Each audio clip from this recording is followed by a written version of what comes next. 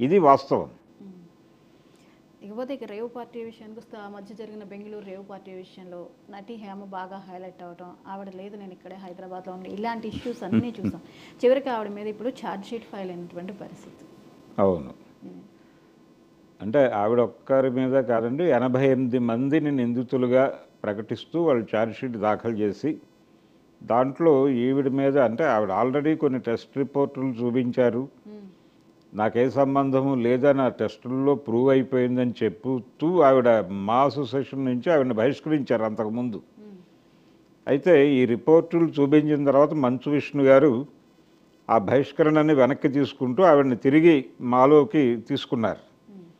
ఇదంతా జరిగిపోయిన తర్వాత ఇప్పుడు అధికారికంగా బెంగళూరు పోలీసులు ఈ రిపోర్టుని బయటకి అంటే ఛార్జ్షీట్ని బయటకు డిస్క్లోజ్ చేశారు. వాళ్ళు దాదాపు 1000 పేజీల ఛార్జ్షీట్ అది. 88 మంది నిందితులుగా తేలుస్తూ వాళ్ళు ఈ ఛార్జ్షీట్ పెట్టి దానిలో MDMA అనేటువంటి డ్రగ్ తీసుకున్నారు ఆవిడ హేమ అనేది కూడా వాళ్ళు దానిలో ఎస్టాబ్లిష్ చేశారు. అంటే కొద్దిపాటి అవశేషాలు కనిపించినాయి అని మాత్రమే, కొద్ది మోతాదులో అవశేషాలు ఉన్నాయి దానిలో, ఆ టెస్ట్లో డిటెక్ట్ అయింది అనేది వాళ్ళు ఇప్పుడు చెప్పారు. అయితే ఈ ఛార్జ్షీట్ పెట్టేసినంత మాత్రాన వీళ్ళు నేరస్తులు అనుకోవటానికి లేదు.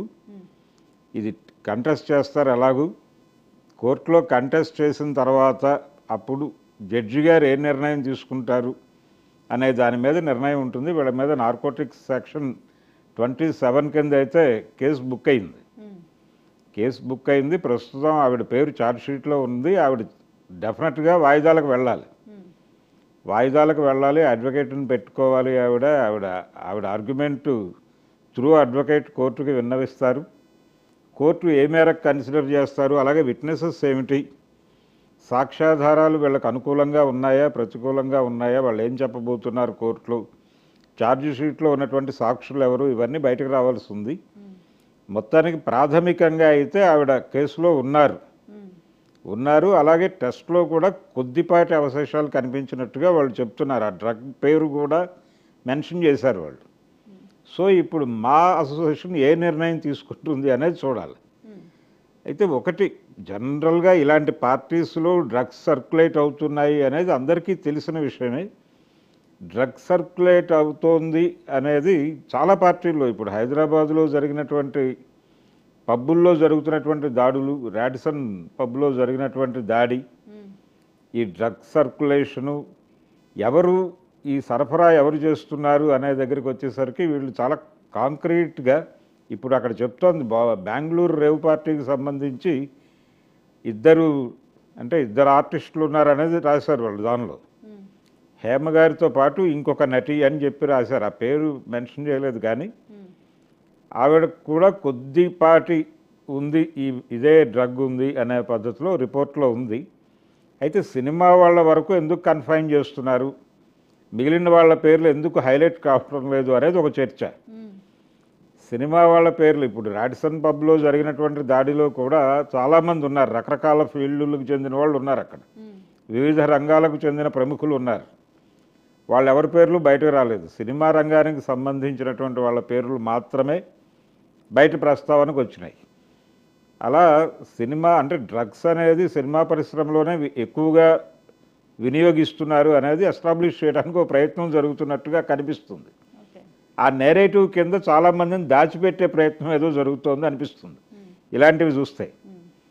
అలాగే డ్రగ్ సరఫరా కూడా నైజీరియన్స్ చేస్తారని మాట్లాడతారు వీళ్ళు ప్రతి కేసులోనూ. ఈ కేసులో కూడా అదే ఉంది. అంటే సరఫరాదారులు నైజీరియన్స్ అన్న పద్ధతిలో ప్రతి కేసులోనూ చెప్తున్నారు. కానీ నైజీరియన్స్ మాత్రమే కాదు, అంటే పొలిటికల్ ఇన్వాల్వ్మెంట్ లేకుండా డ్రగ్ సరఫరా అనేది జరగటం ఇంపాసిబుల్. రాజకీయ నాయకుల ప్రమేయం లేకుండా. ఇప్పుడు ఆంధ్రప్రదేశ్లో 4 కంటైనర్ల డ్రగ్స్ దొరికినాయి జగన్మోహన్ రెడ్డి గారి కాలంలో అని ఒకసారి, ఇటీవల కాలంలో కొన్ని మచిలీపట్నం పోర్ట్లో కూడా దొరికినాయి అని చెప్పేసి ఈ మధ్య కాలంలో కూటమి అధికారంలోకి వచ్చిన తర్వాత కూడా ఒక వార్త వచ్చింది. అవి ఏమైపోయినాయి అనేది తర్వాత ఫాలోఅప్ న్యూస్ లేదు. అంటే ఇవన్నీ సమాజంలోకి వచ్చినాయి. ఈ ఎవరి ద్వారా వస్తున్నాయి అక్కడి నుంచి అంటే అసలు పోర్టులో దాకా ఎలా చేరుతున్నాయి అంటే పొలిటికల్ ఇన్వాల్వ్మెంట్ లేకుండా రాజకీయ నాయకుల ప్రమేయం లేకుండా జరగటం అనేది చాలా కష్టసాధ్యమైనటువంటి వ్యవహారం. దాని మీద కొంత ఫోకస్ పెట్టాల్సినటువంటి అవసరం కూడా ఉంటుంది. ఇది కేవలం సినిమా వాళ్ళ మీద తోసేసి అలాగే నైజీరియన్స్ మీద తోసేసి మిగిలిన సెక్షన్స్ అన్నీ కూడా దీంతో ఏ సంబంధం లేదని ఎస్టాబ్లిష్ చేసేటువంటి ఒక ప్రయత్నం జరుగుతోంది అనేది సినీ రంగం కొంచెం పట్టించుకుని మాట్లాడాల్సిన అవసరం అయితే ఉంది.